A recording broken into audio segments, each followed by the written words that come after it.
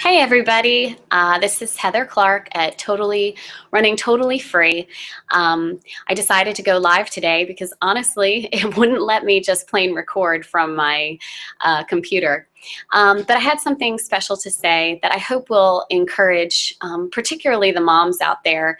It seems as though we're noticing that a lot of the viewers on our vlog are actually females. So it occurred to me that perhaps those females are mothers of families. And I've been praying for you since I heard at our recent IF gathering some rather startling statistics about women being discouraged by their finances to the point of thinking about ending their lives.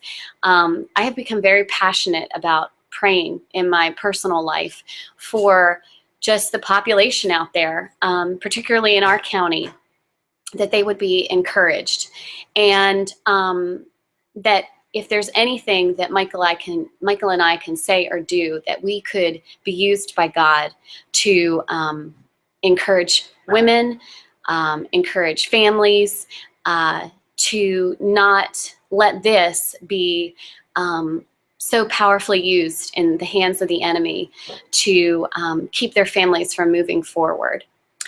On Monday morning, when I woke up, I heard this phrase in my head. The greatest story ever told was the one written for you. I don't know about you guys, but in our family, we love the C.S. Lewis stories, the Chronicles of Narnia. And I just love the way The Horse and His Boy begins. This is the story of an adventure that happened in Narnia and Calormen and the lands between, and the golden age when Peter was high king in Narnia, and his brother and his two sisters were king and queens under him. Doesn't that just take you away? It makes you think of medieval times and knights and just magical things. When I know we've seen the movies too, and they're just as magical and awesome as the books are. And, you know, I think as people, I think God made us to love story, whether it be in a book, whether it be a story that someone's telling you, or it be a movie. We just love the power of story. Our family, one of our favorite activities is to sit down and to share books together. I cherish it when my children ask me to read to them. It's just so much fun because in that moment, we can equally get lost in a story. We get excited and anticipate the adventure that the characters are going on.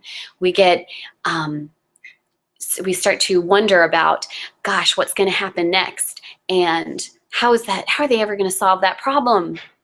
And then we rejoice with the characters when there's victory, and rejoice with them when they've conquered something. Well, I think the reason why God put that phrase on my heart on Monday morning was because I think He wants people to know that the most powerful story that can be told is the one that's actually happening in your life. Now, many of us are parents, and so we feel a very heavy burden to teach our children wonderful qualities like patience and learning how to wait and to work towards something, to have a goal and to work hard to achieve it, to have the good quality of being a hard worker. We want them to learn how to be kind to others. All of those things are very well taught in stories, aren't they? We see that a lot in the Chronicles of Narnia. C.S. Lewis did a great job of teaching children through story without them even really knowing what he was doing, those wonderful, wonderful qualities.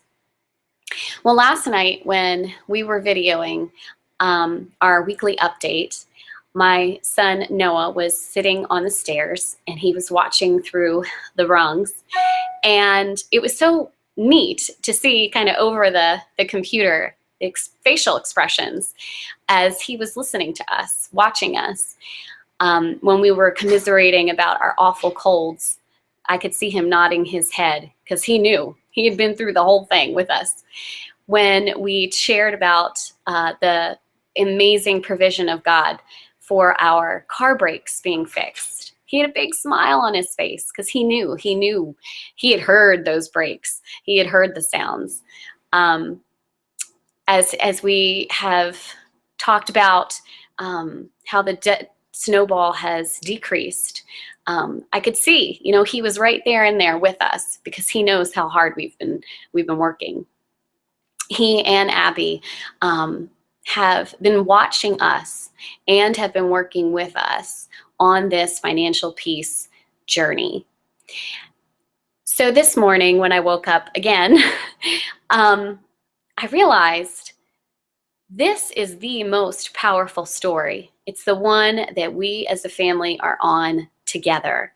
It's wonderful to read books. It's awesome to watch movies. It's fun to hear somebody recount a story of something that happened to them. And the most powerful story, though, is the one that's actually happening to your family. And a lot of times we pass through our days not really paying attention, just surviving.